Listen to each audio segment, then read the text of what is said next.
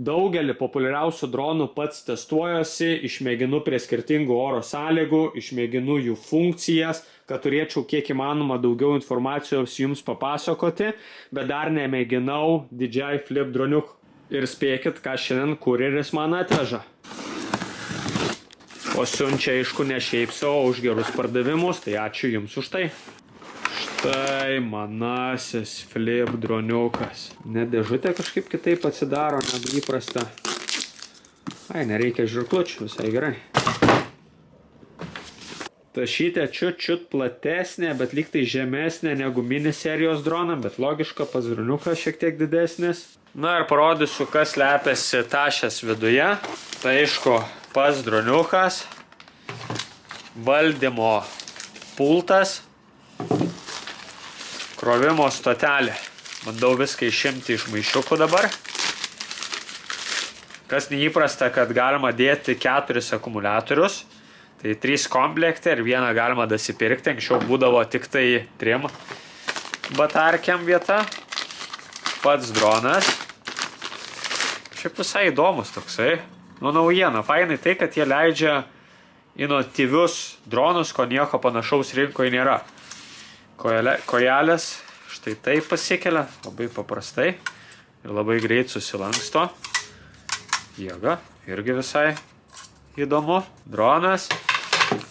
Na ir jau turbūt daug ką matytas valdymo pultas, nes šitas valdymo pultas mano bent jau naudojamas yra ir miniukui 4 ir Neo dronai. Ir Airui galima jį naudoti. Pasižiūrėkim, kas komplekte. Tai sparneliai, krovimo laidas, instrukcijos, atsuktuvas ir viskas. Visat reikia viską užkrauti, tai dedam drono akumuliatorių į krovimo stotelę. Žiūrim, kaip įsideda šitaip ir dedam krauti, tiek valdymo pultą, tiek droną. Tada viską aktyvuosiu ir jei geras oras, išmėginsim lauke. Parodysiu dydį su Neo droniuku, su mini 4. Šiaip iš esmės tai toks patiks, atrodo jisai didelis dėl tų apsaugų. Miniukas 2, miniukas 3, Airas, Mavikas. Deja, dar iš gamintojo Avatos drono negavęs demonstracinio, bet dronas bus čiučiu didesnis už Avatą. Ir kas dar fainai, kad galėsiu šičia parduotuviai duoti jums šitą modelį pačiupinėti ir jeigu pageidausit, galėsiu kilstelt, parodysiu, kaip jisai skrenda. O jeigu dar labai norėsit, galėsiu jūsų suruošti modeliuką, išeisim į lauką ir praskrisim. Viską šiandien noriu pilnai pasileisti šitą droniuką, tai dabar dedu viską pilnai pasikraut, tada drono aktyvacija, paleidimas, softai ir galiausiai skrydis. Valdymas kraunasi ir pats dronas, tai galima krauti per patį droniuką, kažkur turi va mirksėti lemputės iš viršaus, arba galima krauti kombo pakete esančių krovimo stotele. Tiesiog pasikraus pailiu visus batarkius. Akumuliatoriai pakrauti, dabar pajungsiu valdymo pultą, aktyvuosiu, susikursiu paskyrą, tiksliau naudosiu tą pačią, kurią turiu ir padarysiu programinės įrangos atnaujinimą per kompą, per DJI Assistant programą. Valdymo pultelį atnaujinau, dabar pats laikas įjungti flipą. Reikia pasižiūrėti, kaip nusiema tas dantukas. Iš čia šone pasispaudžia ir gumelė dar buvo atsarginė. Nagi, jungi pirmą kartą šį. Jungimo knopkė šone. Įsijungia. Aktyvuojasi ir bandysiu ant kompiuterio visgi naujinti. Pasižiūrėkim, kiek softų yra. Dar neskraidamos zonos tiek atsinaujino. Ok, čia greitai. Ir 2 softai, tai rašau iš eilės sausio 8, sausio 24 išėjo. Viskas, softai įsirašė be jokių kuriozų. Dabar atjungiu laidą. Jeigu viskas gerai, turėtų va dabar pasimatyti vaizdas jau iš paties drono. Bet va nesupratau, tik ant kompiuterio atnaujinau ir dar prašo valdymo pultui atnaujinti programinį įrangą. Nu ok, kito pasirinkimo neturiu, bet lyg tą patį dariau dabar ant kompo. Ok, laukiam dar. Atrodo dabar jau tikrai viskas. Dabar kai ką pasikeisiu. Čia galima sensorius kliučių išjungti.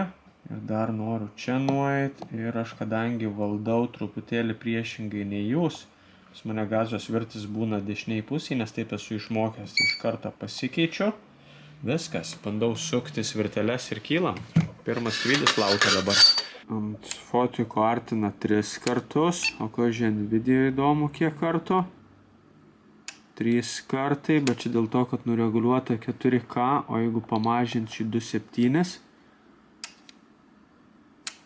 o jeigu dar pamažinsiu Full HD, va, 4 kartai iš viso, pasižiūrim ar aukštai pakyla. Jau aukštai pavertimo kampas pakankamai, čia mirguliuoja dėl parduotuvėje tokių lempų. Tai su savo bet koks pavertimo drono kampas, pasižiūrėk. Ir čia normal režimo, dabar įjungsiu sportinį režimą. Su savo jo pavertimo kampas.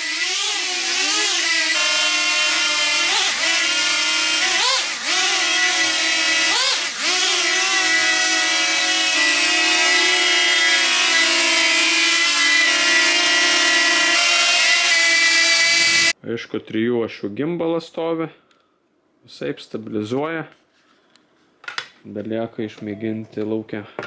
Nežinau, kas matėt, kas ne, bet testavimo metu buvau supylę šitą droniuką ir mane nustebino labai didžiai servisas, nors ir atrodė mano kaltė, bet gavau naują. Tai pakuojam ir galiu toliau jį testuoti. Čia kas nematėt, parodysiu video filmuką, kai sudaužiau šitą flipuką. O eiti laiptais. Ir va priekį matosi šitos šakos, kurias dronas pamatė, bet aš kaip suprantu pamatė per vėlai. Arba įlindo šakelė į propelerį, dar nesu tikras. Ir pasekmė viso to va štai tokia. Op, ir nukrito. Visiškai naujutėlis. Pirmą skrydį sugalvojau daryti patalpoje. Kodėl? Dėl to, kad mano manimu tobuliausias tai yra dronas būtent skrydžiam viduje. Žiūrėkit, pakeliu ir net jeigu kažką priliesiu, galiu jaustis labai saugiai, nes propelerių apsaugos neleis atsitrenkti ir negana to dar dronas turi kliučių daviklius iš priekio. Matot, darau komandą į priekio, dronas sako, ne, neskrisiu. Gerai, iš priekio tikrai dronas mato kliūtį, bet atgal jisgi nemato. Ir matot, kas būna, kai atsitrenkia. Aišku, dabar atsitrenkiau nesmarkiai. Bet propelerių apsaugos padeda nepriliesti sparnelių ir jų neleidžia sustabdyti.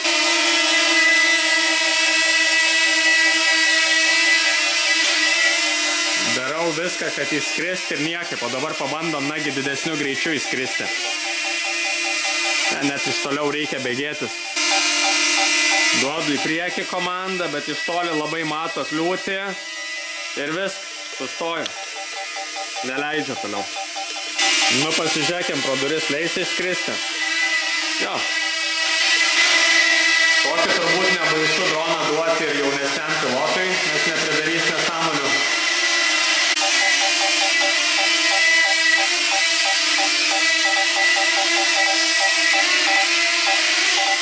Sustabdo gražiai. Žiūrėk.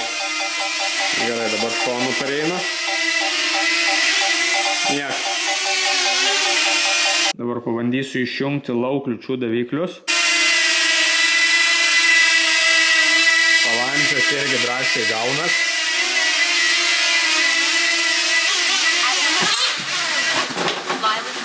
Ups.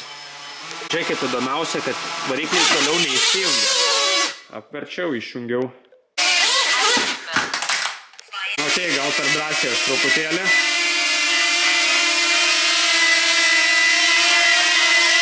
Vėjukas šiandien nemažas, bet laikosi visai normaliai. Kylam aukštyn. Šiaip garsą, aišku, leidžia didesnį negu koks miniukas 4. Aišku, dronas turi visas funkcijas, ką miniukas 4. Tai pažymėjau kaminą ir jisai gražiai dabar apskridinėja jį.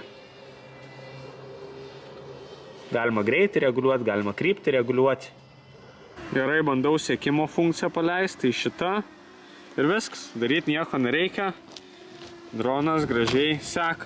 Tik tai, jeigu miniukas 4 Pro gali sekti iš visų pusių, šitas tik tai iš paskos. Pasižiūrėkim, kas bus, jeigu dabar bėgsiu į droną. Mano galva filmuoja.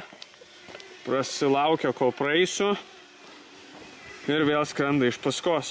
Gerai, ir dar vieną funkciją parodysiu, tai nesekimo, o būtent spotlight, tai reiškia, dronas dabar išlaikys mane centre, bet neseks iš paskos. Jau gabaliuką nuėjau, vis dar seka. Nu, tipo atsisukęs kamerą. Taip nežinau, taip norėjau sakyti iš pat pradžių, kad prašiausias DJI dronas, bet kad turbūt, kad vertas jis tų savo pinigų, jis yra pigesnis už 4, turi visas funkcijas iš esmės, prašiau skrendant vėjo, bet jeigu reikia uždaresnėse vietose skraidyti arba nereikia ant didelio vėjo, tai fantastika, o valdymas lengvas. Paleidau, susistabdė kabo. Paleidau, susistabdė kabo. Man įskris. Ja, neleidžiu, žiūrėk, pabandysiu. Nu, įvarysiu pilnais gazais į save. Maniau, kad voštels.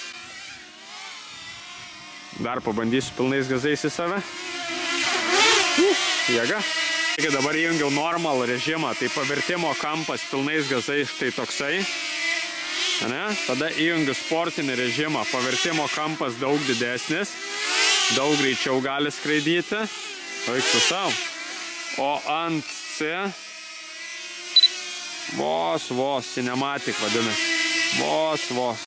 Čia išsikėliau medžiagą iš paties drono, tai sekimo funkcija, kai bėgu, tai seka viską gražiai, čia jums rodo siauresnį vaizdą, nes taip kamerą tiesiog buvau nureguliavęs, kad į Facebooką įsikeltų ir rodytų per visą mobilaus telefono ekraną. Gal tik tai nepamėginau ant kokio dviračio ar paspirtuko kokiu greičiu gali sekti, nes, pavyzdžiui, miniukas 4 seka 45 kg greičiu ir miniukas 4 gali sekti automobilį priešingai nei šitas. Toliau čia kaminą filmuoju, tą dieną vėjukas buvo tikrai didžiulis, bet matom susidorojo tikrai neblogai. Man tik tai gal kas nepatiko, kad kai dronas atsitrenkia į sieną, jį verčia iš karto ant šono ir pradeda kristi. Tai tos propelerių apsaugos yra gerai, kai nesmarkiai negreit atsitrenkia. Dar kartą visas batarkes užsikroviau, čia jau pradėjau dėlioti video filmuką ir žiūriu, neišmėginau atstumo, neišmėginau nei ar seka mašina, tai oras tobulas, lekiam ir bandom. Dronas saugiai tašytei, o dabar lėkiu už miesto praskristi. Gerai, dronas ore, dabar noriu pasižiūrėti, ar seka automobilį.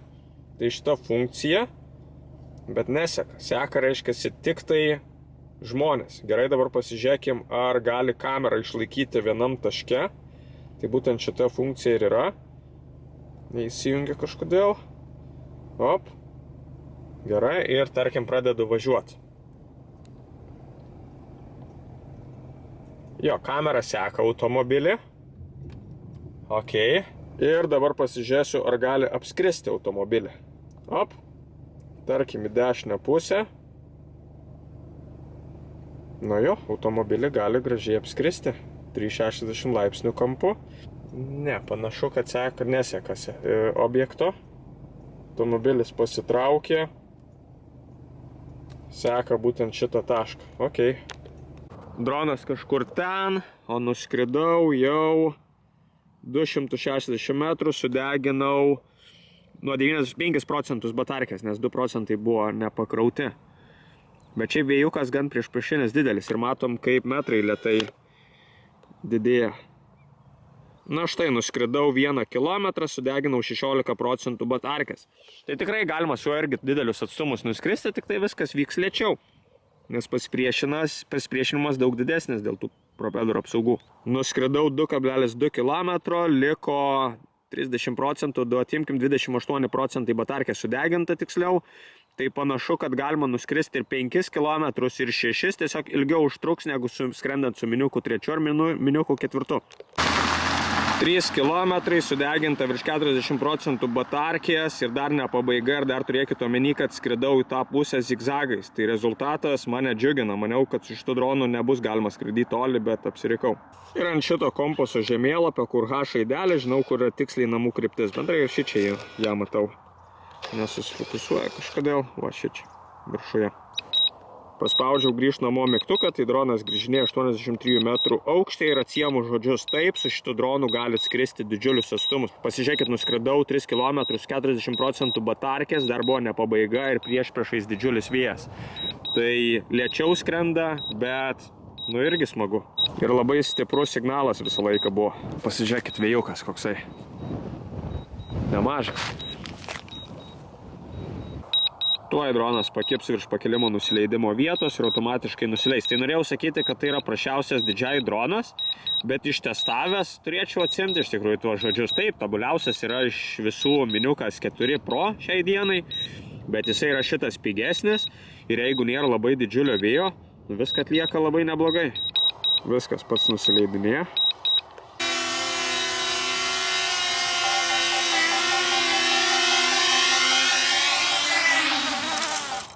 Aišku, dar būtų protinga ir visiems rekomenduoju, pats tingiu pasitiesti visą laiką kilimuką, nes matot propeleriai kaip žemai ir gaunasi, kad liečia net menkiausius akmenukus. Visiems sakau, nuo automobilio nekelkit, nes metalas, bet pasižiūrėkim, ar įmanoma.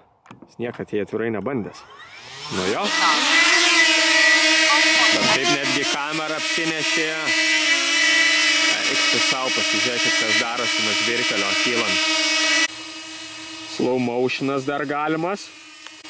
Master shots funkcija, tai vat pažymit save ir matot, ką gali daryti apskristi, gali nuo jūsų nuskristi, gali vertikaliai, bet šitas dalykas galimas ir pa šitą miniuką 2 arba 4K.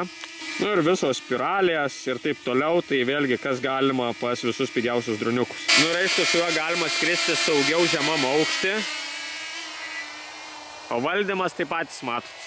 Super lengvas.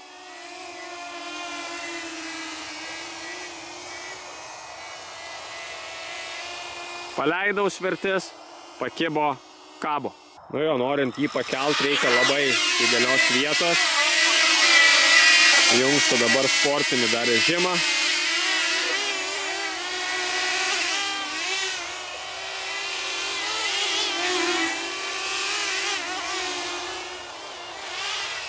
Nu, superinis valdymas.